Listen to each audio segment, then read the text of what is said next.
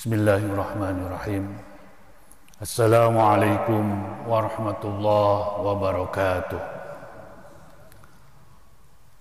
Innal hamdalillah wassalatu wassalamu ala Rasulillah wa ala alihi wa sahbihi wa mawala.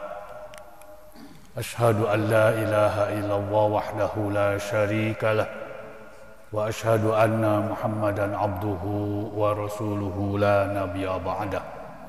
Allahumma salli ala Sayyidina Muhammad wa ala ali Sayyidina Muhammad.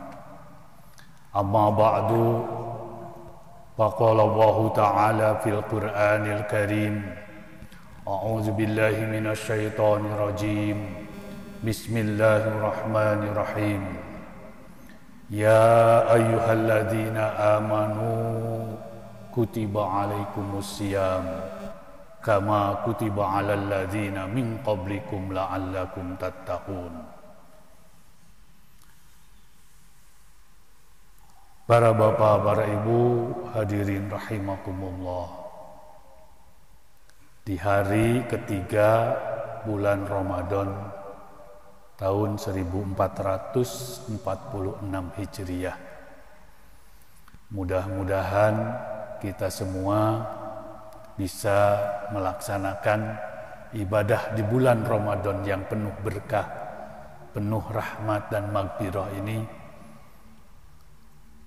mendapatkan apa yang Allah janjikan kepada kita sesuai apa yang tercantum di dalam Al-Quran, bahwa sesungguhnya tujuan kita melaksanakan ibadah puasa ini semata-mata adalah supaya kita lebih bertakwa kepadanya. Keutamaan di dalam Al-Quran mengenai bulan Ramadan ini sudah banyak disampaikan.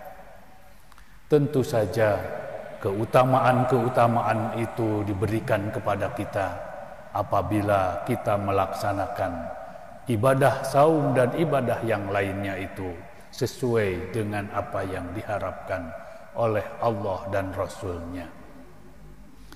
Sehingga Rasulullah mengatakan bahwa barang siapa yang melaksanakan ibadah saum dengan sesuai dengan apa yang digariskan oleh Allah dan Rasul-Nya, maka Allah akan mengampuni dosa-dosa kita. Sehingga dalam hal ini Ramadan merupakan tempat waktu di mana kita melebur dosa-dosa kita, memohon ampun terhadap dosa-dosa kita.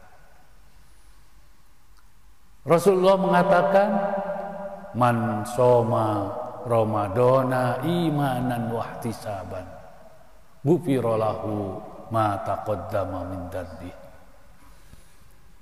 Barang siapa yang melaksanakan ibadah puasa dengan dorongan iman dan semata-mata karena Allah, maka Allah akan memberikan ampunan kepada kita. Dalam hadis lain disebutkan ukuran diterima atau diampuni dosa-dosa kita itu seperti apa. Dalam hadis yang lain dikatakan kawaladathu ummuh, malah diterima, diampuni dosa kita itu sampai kepada kita bersih dari dosa kita seperti bersihnya ketika kita dilahirkan oleh ibu kita. Luar biasa bulan Ramadan ini. Oleh karena itu kita tidak boleh menyia-nyiakan kesempatan di bulan Ramadan ini. Tidak boleh menyia-nyiakan itu. Seperti juga ketika kita berdoa sebelum kita masuk di bulan Ramadan ini. Ketika masuk bulan Rajab, Rasulullah mencontohkan memberikan doa yang masyhur. Doanya Allahumma barik lana fi Rajaba wa Sya'bana wa ballighna Ramadan wa hassil maqasidana. Itu azam kita, itu niat kita, dan itu permohonan kita kepada Allah. Ya Allah, berkahi kami di bulan Rajab dan bulan Sya'ban, dan pertemukan kami dengan bulan Ramadan, dan perkenankan semua keinginan-keinginan kami. Itu azam kita, dan inilah waktunya yang kita tunggu-tunggu itu, yang kita harapkan itu. Wa ballighna Ramadan, pertemukan kami dengan bulan Ramadan. Ini Pak, ini bulan Ramadan itu. Oleh karena itu manfaatkan sebaik-baiknya bulan Ramadan itu. Jangan sampai bulan Ramadan ini lewat begitu saja. Dalam waktu 1 bulan itu lewat begitu saja, tidak mendapatkan makna apapun dari bulan Ramadan itu. Kita hanya memindahkan waktu makan saja. Dari asalnya sarapan, makan siang, kemudian makan malam, hanya dengan melaksanakan buka waktu maghrib dan makan di waktu sahur saja. Jangan itu, kata Rasulullah. Harus ada maknanya, harus ada berbekas kepada peningkatan iman dan takwa kepada Allah Subhanahu wa ta'ala. Oleh karena itu Rasulullah sudah mensinyalir, karena mungkin ini akan terjadi. Apa yang Rasulullah sinyalir? Rasulullah katakan, kam min sha'imin laisa lahu min siyamihi illal ju' wal atas. Rasulullah mengatakan, banyak orang yang melaksanakan ibadah puasa, tetapi hasil dari puasanya itu tidak mendatangkan bekas terhadap keimanan dan ketakwaannya. Hanya perasaan lapar dan haus saja yang dia dapatkan selama di bulan Ramadan. Oleh karena itu, maka kita harus manfaatkan bulan Ramadan ini untuk menjadikan sarana kita meningkatnya keimanan dan ketakwaan kepada Allah Subhanahu wa ta'ala, keyakinan kepada Allah Subhanahu wa ta'ala. Salah satu yang bisa menjadikan ukuran bahwa ibadah saum itu berbekas kepada kita, Rasulullah mengatakan di dalam sebuah hadis yang diriwayatkan oleh Imam Bukhari, Rasul mengatakan bahwa as-siyamu junnatun fa idza adhadukum as-shaimun fala yarfus wala yajhal. Itu potongan ayat, potongan hadis. Rasul mengatakan bahwa ibadah saum itu jadikan oleh kamu sekalian, bahwa saum itu adalah junnatun, perisai, benteng. Benteng dari apa? Apabila ada di antara kamu yang melaksanakan ibadah saum, maka fala yarfus. 1, janganlah engkau berkata-kata kotor. Wala yajhal, janganlah engkau berbuat kebodohan. Ini tema kita. Di dalam hadis itu disebutkan ada relevansi antara ibadah saum yang kita lakukan, yang secara fikih ibadah saum itu adalah menahan lapar dan haus semenjak imsak atau semenjak kita masuk ke waktu fajar sampai terbenamnya matahari. Kita tahan lapar dan haus kita. Itu secara fikih. Tetapi secara filosofis, secara istilah yang lain, bukan cuma fisik kita, badan kita yang kita puasakan dari makanan yang masuk ke mulut kita, tetapi puasa juga bermakna puasa yang lain. Salah satunya adalah puasa lisan kita dari berkata-kata kotor, dari berbuat, mengatakan sesuatu yang mungkin menyakiti orang lain. Makanya bahasanya fala yarfus, janganlah engkau berkata-kata kotor. Artinya jagalah mulut kita, jagalah lisan kita, puasa lisan kita. Puasa dari apa? Tentu saja berpuasa dari apa yang bisa merusak ibadah puasa kita. Rasulullah mengatakan, luar biasa memang. Maka ada salah satu amanah Rasulullah SAW dalam sebuah hadisnya, jagalah kamu sekalian sesuatu yang ada di antara janggutmu dan sesuatu yang ada di antara kakimu. Ada dua yang disoroti oleh Rasul. Menjaga sesuatu yang ada di antara janggutmu, yaitu apa? Mulut kita. Mulut kita yang harus kita jaga itu. Coba Bapak renungkan, kenapa terjadi perang dunia pertama? Itu karena kesalahan mulut, kesalahan berkata, kesalahan. Perang dunia kedua juga kesalahan itu, kesombongan orang-orang tertentu. Ternyata luar biasa. Makanya Rasulullah mengatakan bahwa keselamatan seseorang itu diukur dari bagaimana dia menjaga lisannya. Salamatul insan fi khifdil lisan. Selamatnya orang, selamatnya seseorang itu diukur dari bagaimana dia menjaga lisannya. Rasul sudah dari awal menggambarkan itu. Kita akan selamat kalau kita menjaga lisan kita. Dalam yang lain disebutkan bahwa Al-Quran surat Al-Hujurat ayat 11 dan ayat 12 juga sudah menyoroti itu. Allah Subhanahu wa taala berfirman, ya ayyuhalladzina amanu la yaskhar qaumun min qaumin.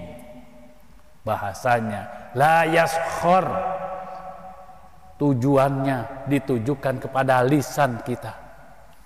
Janganlah engkau menyukai, mencela seseorang, seorang kaum.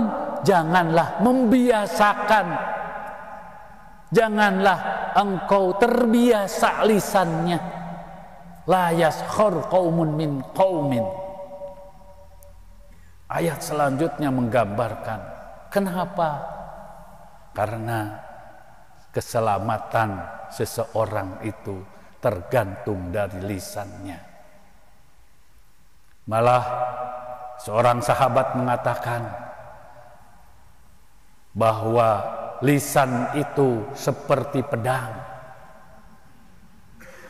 Dan akibat dari pedang, kalau pedangnya sendiri, mungkin apabila kita terkena pedang, maka luka, dan luka itu bisa disembuhkan. Ada waktunya bisa sembuh. Tetapi kalau kita luka akibat lisan, tergoreslah hati kita seperti tergoresnya badan kita oleh pedang.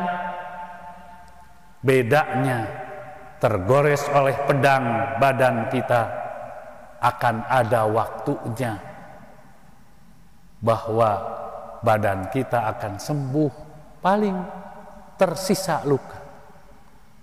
Tetapi kalau kita lukanya hati, seumur hidup itu akan ingat terus. Nah inilah maknanya kenapa menjaga lisan itu harus kita lakukan. La yaskhar qaumun min qaumin. Jangan engkau kurang mengendalikan lisanmu. Lisan ini harus dikendalikan oleh kita. Kenapa kita harus menjaga lisan? Di dalam sebuah hadis Rasulullah mengatakan bahwa apabila kita menjaga lisan kita, bahwa menjaga lisan relevansinya dengan mendapatkan ampunan dari Allah Subhanahu wa Ta'ala dan keselamatan kita baik di dunia maupun di akhirat nanti. Allah Subhanahu wa Ta'ala berfirman, ya ayyuhalladzina amanu taqullaha wa qulu qawlan sadida yuslih lakum a'malakum wa yaghfir lakum dzunubakum wa may yuti'illah wa rasulah faqad faza fawzan 'azima. Ternyata Al-Quran memberikan gambaran kepada kita menjaga lisan itu akan mendatangkan ampunan dari Allah Subhanahu wa Ta'ala. Bukankah kebanyakan ibadah kita yang diperintahkan oleh Allah Subhanahu wa Ta'ala melalui media lisan kita? Wazkuruni azkurkum washkuruli wala takfurun. Fazkuruni, berzikirlah engkau kepadaku, azkurkum, maka aku akan ingat kepadamu. Ingat kepada Allah diawali dengan berzikir, mengucapkan kalimah-kalimah thayyibah. Berzikir kepada Allah akan mendatangkan ampunan dari Allah, dan Allah juga akan ingat kepada kita. Karena berzikir maknanya mengingat Allah. Kemudian yang kedua, sebuah hadis dikatakan, ternyata menjaga lisan itu akan menjadikan atau akan menentukan kita masuknya surga. Rasulullah mengatakan, al jannatu mustafaqatu ila arba'ati nafar. Surga itu merindukan 4 golongan. Yang pertama, golongan orang yang senantiasa membaca Al-Quran. Lisan tuh Pak, menjaga lisan, lisannya senantiasa membaca Al-Quran. Kemudian wahafidhil lisan, orang yang senantiasa menjaga lisannya. Wa mut'imul ji'an, yang senantiasa menyedekahkan makanan. Dan yang terakhir, orang yang senantiasa saumu Ramadan, berpuasa di bulan Ramadan. Ini momentum Pak, momentum bagi kita di bulan Ramadan yang penuh berkah ini. Di samping kita melaksanakan ibadah puasa, menahan lapar dan menahan haus kita, maka tahanlah juga lisan kita, karena lisan kita menentukan kita masuk surga atau tidaknya. Oleh karena itu, maka lisan adalah cerminan hati, cerminan daripada apa yang ada di dalam hati kita. Para bapak dan ibu yang dirahmati Allah Subhanahu wa Ta'ala, menjaga lisan adalah sama dengan menjaga peradaban. Peradaban manusia juga dituturkan melalui lisan. Lisan kita, orang tua kita, nenek moyang kita menyampaikan sesuatu melalui lisan. Dari lisan itulah menyebar. Oleh karena itu Rasulullah SAW menggambarkan dakwah Rasulullah SAW dalam bukunya, dalam kitab Al-Manhaj Al-Haraki Lisirah An-Nabawiyah, mengatakan bahwa dengan tutur kata yang baik, dengan perjalanan memanfaatkan lisan, maka tersebarlah agama kita.